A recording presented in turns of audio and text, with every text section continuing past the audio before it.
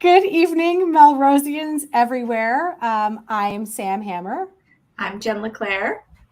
And I'm Linda Apple, And with us hosting. Sorry, I just have to say I'm guest hosting for the Under the Weather Toms. We're 2 Toms short tonight. Yeah, for Better Toms. And with us also our friend Mel Landon, who is we're on remote location at the Worklery, which we're going to give a tour of later. I think it's just so cool here. So Mel, thanks for coming on. My pleasure. Thanks for having me, ladies. Thanks. So we have to say, we'll hear from Tom Catalini if we don't say this is a show where Melrosians talk to Melrosians about Melrose. So that's what we're doing tonight. Linda, you want to kick us off with a greeting to everyone? Sure. Well, I want to just say Shana Tova to those who celebrate. This is the 10-day period in Judaism where we celebrate the new year, which is Rosh Hashanah, and Yom Kippur, which is new next week. So, yep. Fantastic. Thank you, Natalie. Yay. So what always got me about this holiday, because I'm also of the Jewish persuasion. I went to yeshiva in case anybody was curious. It was always like you say Happy New Year, and then you go back a few days later, and you're like, and you punish yourself, and you like really give yourself the best guilt trip possible for all of the sins of the past year. I wish it were reversed. Like, shame on me for all of these things. I'm gonna do better. Let's celebrate and move on. Yeah. It does seem backwards. You're right. Mm-hmm. I don't know who to complain to. God, I don't know. He hears all. So, but it is a season of apples and honey. It's time to go. Yeah, apple picking soon. But the last time I saw Mel was last week. She came on the show. I totally invaded. I actually went back and watched that this morning. I was like, oh wow. Oh no, it was great. That was a good show. That was good. I love that Sam has been like looking for remote locations for the last few weeks. I want to know like what's going on over there in Russell Park. Yeah. Where in the world is Melrose is Sam Hammer tonight? That's right. Yeah. It's not personal, Russell Park, but you get out of the hood. Yeah. Well, we all got out of the hood, although not far, this weekend for Porch Fest. I want to give a huge shout out to all the Porch Fest organizers. So much fun. And whoever on high is in charge of the weather, because it was a perfect day. I said this to a few people, and I'm going to sound wonky, but when I say it this way, but there is no other kind of community arts event that activates the entire city the way that Porch Fest does. It's just so fantastic. It's easy to plug in. I'm sure it's not easy for the organizers to put it together, but for musicians to get out there and play and come together. And, we were walking around and just tons of people just walking around, hanging out, meeting your neighbors and listening to live music throughout the whole city. It's just phenomenal. I love it so much. Yeah. How was it for you, Mel, playing? It was awesome. We had a great time, and I love that a lot of my street, as well as the street that my band played on, used it as an excuse to have a block party. Close down blocks, and I think a lot of neighborhoods did that. So just like one big party in Melrose. No, it was great. Yeah, and it's free. It's free. Yeah. It's free. It's amazing. Yeah. So one thing that I keep finding is that every year I don't make it very far. Me too. I have a 3 or 4 block radius I can't get past. Yes. I want to go over like all the way over because you see the map and it's like I want to go over to like the Stoneham side, and because there's such cool bands, but you get a drink, you're walking around, it's just hard to straight Yeah. in the So I neighborhood. do feel Maybe like next year we can commit to like starting someplace far away on purpose and then like making our way back Making home. your way back. it Yeah. depends. It's hard. But I wonder if I think this community could handle more than one Porch Fest a year. Yeah, I sure. agree. Or make it a 2-day event, or perhaps a morning and an afternoon event. Because it's hard when you're performing. You can't You can't see listen to all the other everything. amazing acts. I did hear from one woman that she met a woman who was traveling around on bike and just hitting porches all over Melrose, and she caught 6 or 7 acts, which I thought was pretty impressive. But That is Yeah. really good. Yeah. All right. So Yeah. longer days, a longer day, and Right. maybe some food trucks. Yes, food trucks would be great. Mhm. Food trucks All would be great. All right, we'll Cool. work on it. But somebody write that down for next year. We'll work on it. I Okay. think the Porch Fest organizers just heard you say that. Like, yeah, all you people with your cheap ideas, let's go. Oh, we're It takes follow a through. lot. Yes, It takes we a lot are. of volunteers. We are follow throughers. That's true. Yeah. It does Okay. take a lot of volunteers, though. All right, you ready to go to the news? Sure. I think I can hit that button. Hold on.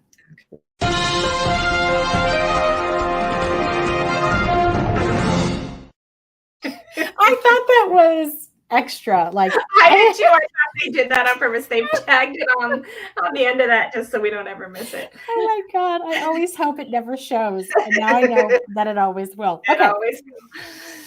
Oh my God. So What's up going on? first, what's going on this weekend? Me? Sure. Oh, so Follow Your Art Community Studios is doing their 2nd annual Chalk Walk, also another great event that activates lots of people in the city. So there are both professional and quote unquote, in air quotes, amateur artists, because everybody's an artist, everybody can be creative. Who will chalk up the city. There are squares available over by El Pond, also businesses sponsored squares outside of their business, and then squares outside of City Hall. So I am a proud sponsor. I've been partnered with an artist who will do work, I think, outside of City Hall. I'm not sure where. And it's a lot of fun, and it raises money for Follow Your Art Community Studios and their Arts for All program, which provides scholarships and makes makes their programming accessible to a wider audience and allows them to do community programs and collaborations with partners in the city. So things like that. So fun. So that's October 1st from 10 to 1. Coming right up. Really important. Yeah. Yeah. I'll take the next one. This is one of my favorites. I can't believe it's back. The citywide yard sale. Woohoo! After Treasures. Treasures. October 8th, 9 to 2 p.m. There are 40 sales throughout the city. And I love this because it's, we haven't had it for 2 years. So it's great to walk around and see what you can, like if you need a bookcase, perhaps. I will go around looking for a bookcase. I do need a bookcase. bookcase. So, it's great to be able to help your neighbors and get rid of their stuff and meet some new people. So that's one person's trash is another person's treasure. They say. Absolutely. Yep. Yes. Mel, have you been before? I have been, yes. I have a problem with yard sales, things in general, in that I tend to hoard a bit, and I love and my husband's family, they all love antiquing and thrift store shopping and picking yard sales. So I have to sort of discipline myself. Otherwise I come back. So I try to abide by them. If I bring something into the house, something has to come out. Oof, Which that's is tough. challenging. Yeah. So, but yes, I will definitely be checking out the yard sale. So I was reminiscing with Stephanie Catalini about the yard sale because that's when we met for the first time. Oh, really? Yep. Right. We first moved here. We walked around the neighborhood and they had a yard sale. So they were a participant? They were our participant. And then I just kept walking and I think John stopped to have a conversation and he's like, there's some lady who wants to give our kids all of this stuff. Yeah. I was like, I'm not going there. And then we walked out of the Lincoln playground and she calls us over. I can't tell you. And all I remember is their stuff and she's handing me things. And all the way down the the long driveway next to the yellow house was this dude sitting in a chair playing a guitar. And I was like, he was working so hard. Sure. He was the entertainment, attracting people to the. That's what he would say too, Mel. Yes. That's exactly what he would say. Yeah, so that was Tom Catalini at the end of the driveway, not the front of the driveway, actually trying to bring people in. Oh, he was all the way to the back. But that was the first time we met them. It was so it will always have a fond place in my heart. In your heart. Yeah. Let's see who else we can meet this weekend or that weekend or whatever. Now, you guys, sailing is good for your mental health. Yeah. You guys have signed up for this, right? So tell us about what you've signed up for. Jen, did you make it through? I finally made it through. If you have any typical city fashion, not easy to sign up for, but yeah. If you have any technical difficulties, just send me a DM. But the city launches a free series of mental health first aid training courses for the community. So it's in mid-October, and there are 2 classes per session per group. And so there's a youth group, youth mental health first aid courses, and then there's adult mental health first aid courses. And the youth has 2 sessions for 2 days each. And to clarify Linda's earlier question, it's not for youth, but it's looking at recognizing, understanding, and addressing mental health for youth versus potential caregivers of the audience. Yeah, exactly.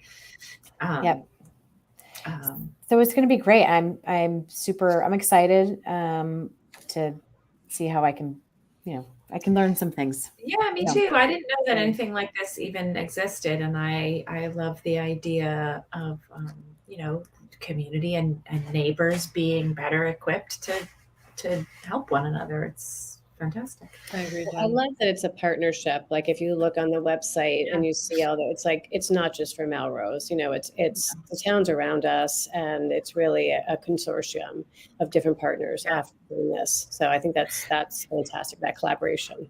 The only partner that I see missing, and I'm kind of only just thinking about this now, and I don't mean to sound critical, but it seems like our law that would be a great place for our law enforcement to be tapping into.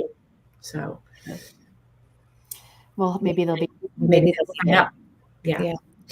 So anyway, Jen and I will be at the October 17th, 24th class. Monday mornings. We'll be students together. Yay! So no, I'm excited. I'm super happy that we have that opportunity. Speaking of opportunity, I was watching the school committee meeting tonight, which I normally do not do, but but it was thrilling until there was a part about this fiscal year's budget, FY22, having a significant shortfall. It started as a $2.2 million budget shortfall. And then they said through some every available resource, I'm not sure what that is exactly, to minimize the FY22 shortfall to $774,000. I'm gonna make a terrible joke. They cut out IT. Oh, yeah. To get it. That evidence points to the fact that they cut out IT. So I'd love to know what those resources are that are being cut to minimize the budget shortfall. But also, there was a note on the slides. I just taking screenshots of the slides. The mayor is strongly considering allocating ARPA funds, American Rescue Plan funds, to meet the district's financial obligations and facilitate the closing of the 2022 school budget. Okay. So, will they disclose what will be impacted by the shortfall? I hope so. I hope so. I would think they would. I mean, that's a pretty big shortfall. Yep. So we'll see how it goes. I didn't see any of the questions and answers because we were prepping for the show. But I'll be curious to see what transpires. Yeah, and let's find somebody to help talk about it on a future show. Yeah, I was gonna say maybe you can invite Okay, someone from the folks will school committee. understand. Wait, who do you want to see, Linda? I was gonna say maybe invite someone from the school committee Okay. on a show in a couple All right. weeks when they've got more, in line. So If that's what you want, Linda, I will make it happen. if the people have spoken, Linda has spoken. You know what else Linda wants? what? A brand new spanking library. I do. But did you hear that the costs are going up and up and up, like everything else under construction these days, right? The costs are rising, and they're looking at, I guess, the bids and some reducing costs by. I don't think. I hope they won't, change the scope of the project, but the article I read said that they have to go back to the different contractors and see if they can get the costs down. But as we all know, I mean, construction projects, the supply chain, energy costs, everything is just going up and up. So I hope that they can get that under control and rework some elements so that they get it back to the place where it needs to be. Maybe they'll have to buy back some furniture from last week. That they sold, right? Right. They can come to the yard sale. Yes. Buying back some bookshelves. I mean, it's an important project, which we talked about quite a bit, and we've dedicated, we're planning to dedicate a tremendous amount of resources to it. It's kind of one of those things where I think we have to be mindful and also keep going at the same time. Yeah. So we need to figure this out. And then I was reading the article, because of the grant that we have, there are certain stipulations that they have to do certain things that the grant is, stipulating. So they can't cut those things. So they have to look at other ways to cut the costs. Do you know what some of those stipulations are? What are some of the key? I don't. I would imagine it's things like accessibility and things like that. Yeah. Yes, absolutely. Yeah. Things required under the guidelines of the grant. Sure. Yeah. Yeah. And as well they should. And that's important. So. Yeah. Cool. Awesome. Well, Jen, you look like you're totally in a different spot than normal. What's going on? I was gonna do a different segue. I was gonna say, one of the reasons we need the new library to open up is it's gonna offer, spaces for people to hang out and work. And yes, it's true. So I have moved into a new office. Look at that stone wall. Oh, that's pretty. Betty's lamp. Yeah. That I rewired for you, right? I know you did, yes. Do you use that typewriter, Jen? We have it in our down in the basement. We have it for the kids. So the kids hang out in the basement also. And right now there's no paper in it, but it's amazing. You just keep paper in that thing and kids will type out. They just type. They just like that, in passing, just tick, tick, tick, tick, that's kind of like me typing. So yeah, it's just kind of fun to have. It's a fun little toy. People. I don't use it like for anything. It's just for fun, Yeah.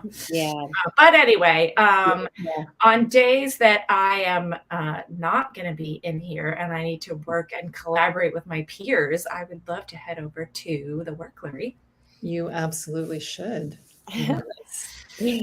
So Mel is the founder, owner, creator, developer, furniture curator, blame for everything of the Worklery, and this is my second time here, and it's just really beautiful and so cool. And I follow a lot of the things that are going on, and you do a lot of activities there. But how did this even come up? Like, what is it, and how did this even start? Yeah, so it's a community-focused co-working space, and really, I envisioned it as also just kind of a place for members of the Melrose community and surrounding communities just to gather, meet. You mentioned with the library, for example, being under construction and groups not having a place to meet. I would love for the Worklery to be a place where people come and are able to do that and connect with each other.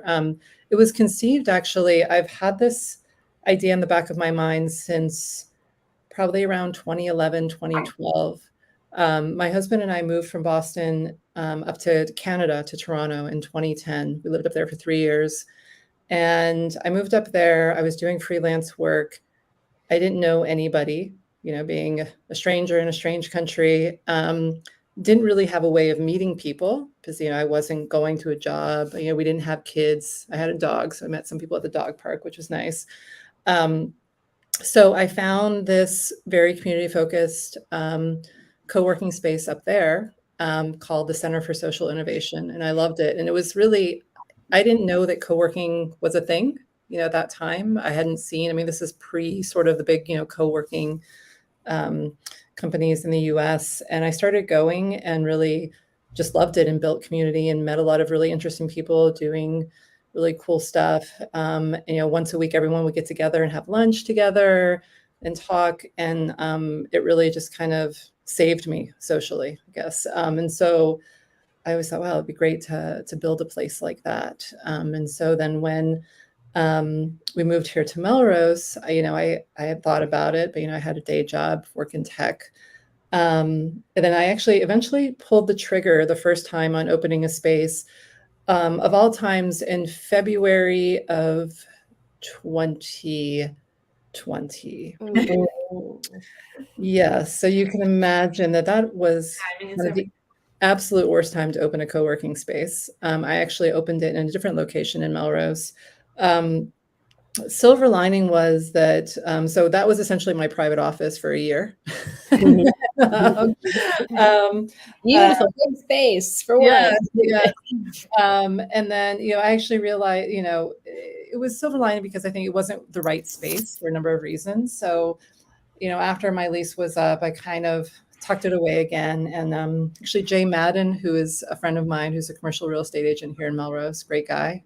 He alerted me that this space where I'm currently was up for rent. And I was like, maybe I'll try it again. And I feel like people like myself, I've been working remotely since day one of COVID. I was working remotely even pre-COVID.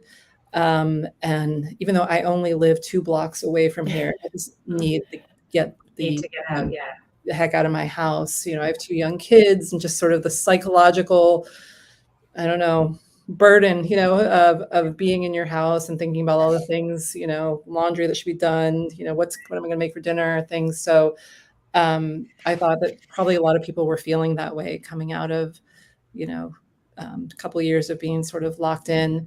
So decided to try it again here. And yeah, it'll be a year in November that it's been open here. I think it sounds great. And I think one of the other things that's changed too is at first everyone was working from home because we were locked in and you couldn't leave your house. Now the whole work environment has changed and people can work from home still, but like you were saying, probably don't want to anymore be in their bedroom or at their dining room table. Like they want to have that work from home ability and not have to commute, but they still need a space that's functions better than their kitchen table or something, right? Absolutely. And I think too, what I've noticed is there's a lot of people who are using the space to connect with some of their colleagues on a regular basis. So, I have, for example, there's one Melrose resident who has colleagues who live actually all over the US, and every so often they get together. They all, his colleagues fly into Boston and they've been meeting here, to have their team meetings. So I think it's also good just to have a space for companies that don't have brick and mortar anymore, and are kind of everyone's, spread across the country, to have these places where they can connect with each other as well too. Yeah.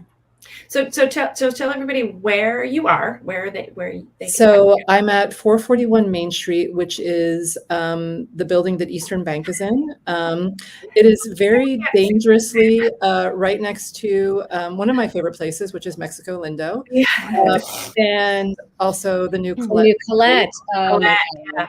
So, and it's also directly across street from Patron's, which is my other favorite place. Very central location. It's nice. There's the big parking lot in the back.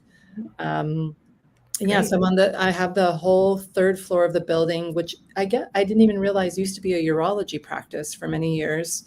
And then the urology practice moved out, and my landlord did a really beautiful job renovating the space, and he's just been very supportive and just made it beautiful. And so, yeah, so here now it's full of light. You get a really nice view of, I think Sam just showed downtown. You actually see spectacular sunsets from here because you're facing Nice. west. So also tell us a little bit about the business model. Like, how do you get space there? How do you... So I have a variety of options because I figure people are looking for flexibility. So you can come the simplest thing is to come just drop in for a day. And by the way, anyone who wants to come try it out, they can come for a day for free and just grab a desk and work. So I have day passes you can buy. I have multi-day passes you can buy. I also have monthly memberships. So for people who are looking to get out of the house on a regular basis, maybe 10, 20 hours a week, I have monthly memberships, which give people access to a desk, or they can also I have a conference room. I have a couple private offices. They can use those. I have a call room. So it's just more for people who need like a regular place to go. And then I also just have people who come, they'll rent a conference room for a day if they want to have a team meeting, or they'll rent an office for a day. So it's pretty flexible. I try to be as accommodating as possible. So if, all the options are on the website, but if there's some, if an option isn't working for somebody, then I try to figure out a way to make it work. But yeah, so I would say right now it's a mix. A lot of people just come drop in here and there. And then I have a few regular members who come in, pretty regularly, and it's been great. Meet actually a couple small business owners, a lawyer who uses the space to meet with her clients, financial planners. So it's yeah. So, sorry, go ahead, Linda. I feel very good about that. I was just going to say, I walked in tonight and it was the Lego. There was a Lego robotics team, 1 out of 2 that meet here, and there's a table in one of the back rooms here. Tom Shampoo was mentioning that he was sad to miss the Wills and Wine. Oh yes, that was here. Yes. Yeah. I think Linda was more sad that he missed it, but you will for the will or the wine part, Linda. So I do plan to hold more events, and the other thing I was hoping to do here was also make this a community sort of art gallery. So I had, when I first opened, featured 4 local artists. I still have 2 artists whose work is exhibited here. I'm doing another art opening the first weekend in November by a local artist, Claire Lima, and we're doing like kind of a first Friday, like SOA type thing, open gallery. We'll have nibbles and beverages. So nice. I'll be advertising that soon. But yes, I'm all in favor of happy hours, Matt. Good. We're there. So I'm going to get up. Linda, did you have a question that you wanted to ask? You answered it. Okay. No, I was going to ask about, collaborating with, other local groups, and it sounds like you're doing that. Yeah, and if anyone has an idea for an event and they need a space, or I'm very much a proponent of education. So, we've done a couple educational seminars around estate planning. I hope to do some more around financial planning and other things. But if people you want to do financial planning, I got a guy. Awesome. So if people have ideas for things that they want to educate the community on, I would love to host them to do that. So awesome. That's awesome. Well, I check my laptop because I'm going to walk around for a turn. Yes. So this is the office that I've been in, and there are 2 desks. Nice. Yes, an amazing view of Hobbit Main Street. That is Main Street. Red Rose. Across the street. Nice. And that desk goes up and down. So all the desks. I love that. Actually, it was down. Linda likes a standing desk. I love a standing desk. Okay, now I'm going to go into where Mel is. All right, this is my favorite office. Okay, don't give us. There she is, Oh, the boss. That's nice. So that's like a conference room with a whiteboard. And look at this furniture. So I'm going to unplug and. Can we hear you? Right, you're muted. Okay. Can you hear me now? Yeah. Okay, so she's gonna take us on a tour around. Yeah. Okay, cool. But this is like, it's huge in here. There's some chair. It's just beautiful. This is, if you need a place to impress, your clients, this is the office to do that in for sure. Beautiful mid-century furniture. This is cool. And this actually was graciously gifted to me by a Melrose resident, Jed and Leslie Cutson. So thank you guys if you're listening and tuning in. I'm sure they are. Yes. Everyone in Melrose watches this, don't they? Right. This is a little call room if you're out at a desk and just need to pop in to make a call. That is your room. This area I refer to as the den. So maybe so I have a couch and chairs over here, a little library. In my mind, this is a lot easier. So that's good right there. Busy. We're getting dizzy. I'm a big self-help, especially, books about business and popular psychology. So I have a lot of books here if anyone shares my interest in those topics. I have a recommendation for you. Yes. Book recommendation for you. It's called the latest book I just read is called Strategic Doing. And it's amazing. It's about like how to like get shit done, but like not so much personally, but like it with groups, like shared leadership models and like how to make groups function effectively together. It's phenomenal. Thanks, Jen. No, thank you. Maybe we need to start a book club. Yes. I love that. So we have a lovely table made actually by local furniture maker Dave Hanlon, who's also my neighbor. Yeah. Beautiful. And I love that this is like community sourced, Yes. Yeah. So this fridge, Mm. the fridge is, Oh, cute. Like an old having you walk, and everyone comments on the fridge. What's Yeah. that? It's like an old Coney fridge. Yeah.